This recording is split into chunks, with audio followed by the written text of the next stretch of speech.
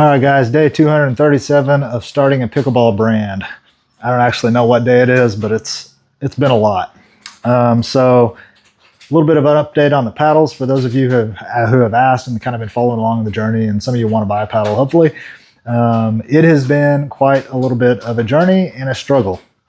We started this project back sometime towards probably the end of summer last year, and we decided to develop a paddle, which I thought was going to be fairly easy, and it can be if you don't really care that much about the paddle and you just want to get paddles and try to slang them. You can do it pretty easy, but from day one I wanted to produce not just any old paddle. I really wanted to produce the very best paddle, like the very best paddle possible. And to be perfectly honest, when I started, I didn't really even know what the very best paddle possible would be. So I had to do a ton of research, play on as many paddles as I could, ask a lot of questions to a lot of people, and do a lot of research. And eventually I figured out what I thought would be the very best paddle construction in terms of materials and construction methods and so forth. So I embarked upon that journey and just decided I think I can do it.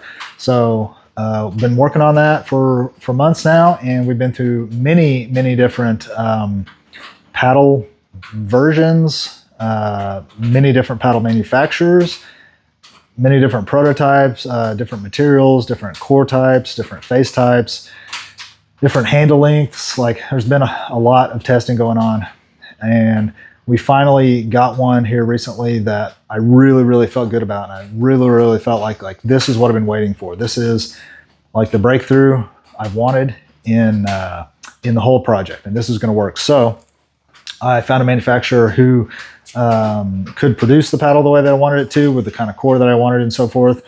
And so I asked them to make some prototypes for me, and they made me 3 prototypes. And I designed personally the core of the paddle myself, which is really important to me because I had some ideas and stuff I wanted to test and see if it would actually work in the real world. And also, I don't want to just sell like exactly the same paddle somebody else sells. It's okay to do that, but it's just not what I wanted to do. I wanted to have my own unique core design with my own theories and thoughts, and I wanted to produce it and test it, and if it worked, then I wanted to sell it. So I had them, I sent my design file over to them for my core, and I said, hey, can you produce the core out of this material into this design? And they said, yeah, no problem. So I ordered 3 different samples, 3 different paddle variations, all with the same core. And they said, okay, we'll do it. And so it takes about 6 weeks to get something like that made, and then another week to get it shipped. So just twiddled my thumbs and waited till the samples got here, and they showed up, and they were amazing. And I let all my friends play on them. Some of you guys played on them. Everybody liked them. Some people absolutely loved them. Literally had people trying to buy them from me right there on the court on multiple occasions. People have literally said, I want this exact paddle I'm holding in my hands right now. How much for this one? Which was really amazing, kind of positive feedback. Unfortunately, I can't sell my prototypes because I need them for testing, so I couldn't sell anybody a paddle. But I just have been telling everybody, okay, we're going to go ahead with production, and I'll put you on the list for one of the first paddles. So anyway, so problem is, I was playing at the courts last night with my friends, and the sun was down low out, that direction, and my paddle was down here in front of me on the bench, and my paddle was all dusty on top like they get. And the sun hit the paddle just right, and I could see the outline of the core pattern from the dust. And it wasn't right. It wasn't the right pattern. It wasn't my core pattern. And I instantly knew that it wasn't, and I instantly knew that we had a problem. So I reached out to my manufacturer immediately, and I said, hey, can you confirm that you made these prototypes with my core pattern? And she said, let me check with engineering department or whatever they call it there. And she came back and said, yes, we did. And I sent her a picture of the paddle sitting there on the bench with you could see the core design. And I said, this doesn't look like my design. And she says, can you cut that paddle open for me? And I was like, at this point I was already home, and I was already cutting it open. And I said, yep, I'm cutting it right now. Let me send you a picture. So I sent her pictures within 5 minutes of that.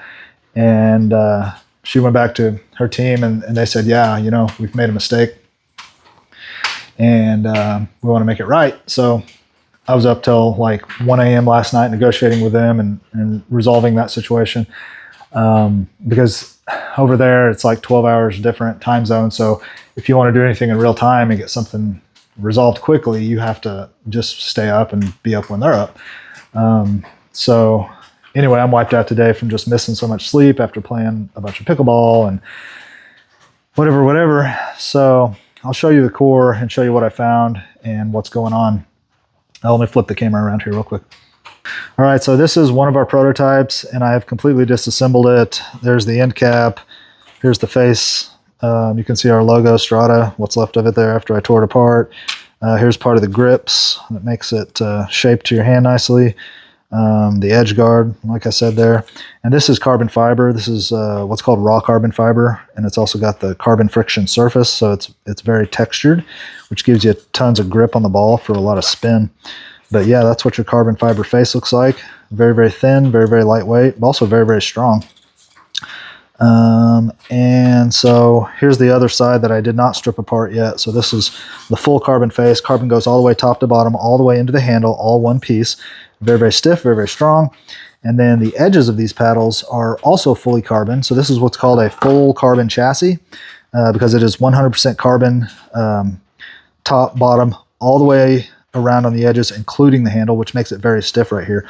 If you've ever played with old school paddles like this, you'll know that they crack right here quite often. They can actually break in half. It's very common. These will not break in half. They're very stiff because they have this edge. I'll actually show you on the end here. They have a kind of a channel of carbon fiber. So this is like a C-shaped channel. That is also full of foam. And that C-shaped channel runs all the way around, making the whole paddle super stiff, but also staying super light. So this is really, really premium high-end paddle construction technique, and that's what I wanted. I wanted to literally produce the very best paddle possible out of the very best materials possible. That's been my goal from day one. So just to show you, this is an old school paddle, and I mean, I say it's old school, but this paddle probably was sold last year. I picked this up off the ground at our local court. Somebody, I think they broke it in half and just threw it on the ground, and I just walked over there and picked it up, or I picked it up out of the trash can. I can't remember, because I was like, well, that'll be interesting to have and look at. So this is current day paddle technology still being used by all the manufacturers, but it is a low-end, cheap paddle to produce. This is what we call slice technology, slice construction. It's a one slice of face, one slice of core, one slice of face, just glued together like a sandwich. Excuse me. Super basic, super cheap, old school technology, but it does work. And this is what's called a polypropylene core, polypropylene honeycomb core. Been around forever and ever. PaddleTech actually pioneered the use of polypropylene honeycomb in paddles a long time ago, but everybody uses it now. The problem with this kind of core is they crush. I don't know if you can tell, but all those little flutes that go up and down, they're supposed to be really nice and vertical, kind of like that, but they get crushed and bowed out like that. And it causes the paddle to play wrong. It causes the face can separate from the core and get real flappy and sound weird and hit. Actually, it hits harder the more that happens.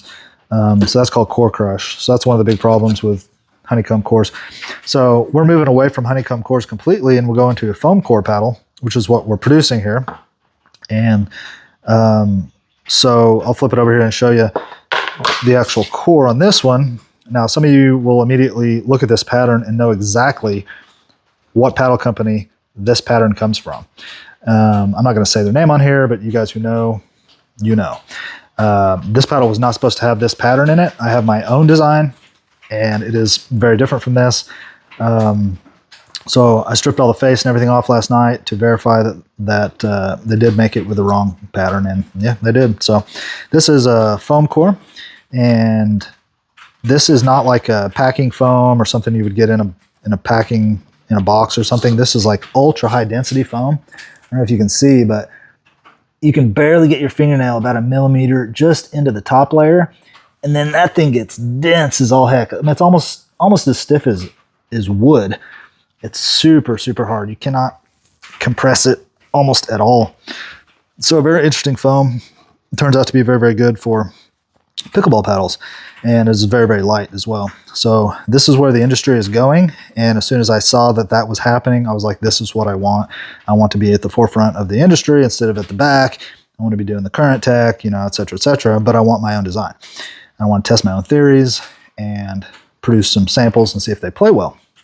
So they admitted that they made them wrong, and they are going to remake them. So they're going to refund me some of the money for the samples that I already purchased these, and then they're going to produce 2 new samples ASAP and get them to me ASAP. One so I can cut it apart and verify, and then one so we can play on it and make sure it plays good. And I'm certain that it will, but I am nervous because we really like the way this one plays, and now I'm nervous that, the new one might not play as well, but it may play better. We just don't really know. I have a gut feeling it's going to play very, very well, and probably very, very similar to this one. And that's my hope, because we like the way this one plays. So anyway, yeah, full carbon all the way around the edge with the carbon channels around the edge, and full foam core, and the foam does run all the way down into the handle. So this is a very stable feeling paddle, good shock absorption, vibration absorption. When you hit the ball, it doesn't resonate. Very stiff, you won't break it. And yeah, super happy with that. So anyway, just one of the little bumps in the road on paddles. Oh yeah, I will tell you, we're actually working on multiple different versions of the foam core, multiple different versions of paddles, I should say. So this is what we would call an all-court paddle, which means it plays really good. It's a good, like what you call an all-arounder. It's not super high power paddle. It's not super high power, like the ball doesn't fly off the face with massive speed, but it's also not super soft like a pillow, like a Selkirk Lux would be, where the ball comes off super soft and plush. It's not like that. It's right in the middle. It's what they call an all-court paddle, which is exactly what I wanted to have and develop for our first paddle. So I was super stoked that this paddle came out and played exactly like I wanted it to. We're also working on a power paddle, which will be thinner and/or will have more dense foam. This foam is available in at least 2 densities as well. I chose this density specifically because I wanted an all-court paddle. They're producing me some prototypes that are thinner and have this density of foam, and one that is thinner and has a high density foam. So we'll get to test 2 different densities of foams, plus being a thinner paddle. Typically, if you don't know, a thinner paddle will play faster and harder, and the ball will literally bounce off the paddle more immediately and fly farther, is kind of the idea. So typically a thinner paddle will achieve that, and or higher density core will achieve that. So we're experimenting with both. So that would be our power paddle. This would be our all-court paddle. And then I'm working with another manufacturer to produce an 18 millimeter thick paddle. This one's 16, by the way. So we would have a 10 millimeter power, a 16 millimeter all court, and then an 18 or maybe it was 19 millimeter thick control paddle. And that would have most likely we will produce that with the softest density foam. So in the end, we hope to have a full range of 3 different kinds of paddles to satisfy 3 different kinds of players. And then our first run here is going to be the all court paddle with the longer handle. And the longer handle is about 5.8 inches, which is really, really nice for a 2-hand backhand. You can fit one hand up here and one hand down here really nicely with an extended handle. So those are just some of the things we're testing. Different foam densities, different thicknesses, different handle lengths, core design itself we're testing. Also testing manufacturers. So I'm on probably manufacturer number 4 now at least. And that's a big part of developing a product like this, is you have to establish a relationship with the manufacturer, and that relationship is super important. It's not like placing an order on Amazon and they send you what you ordered. It's not like that, because you're going to have to deal with this person a lot. You're going to have a lot of late nights dealing with these people, and you got to like them and they got to like you, and they got to answer questions and reply to you quickly, and you got to have good rapport. And it's an actual relationship that needs to feel right for both parties, and it needs to go well long term. So testing manufacturers is a big part of developing products. And I've been through this before with other brands that I've started.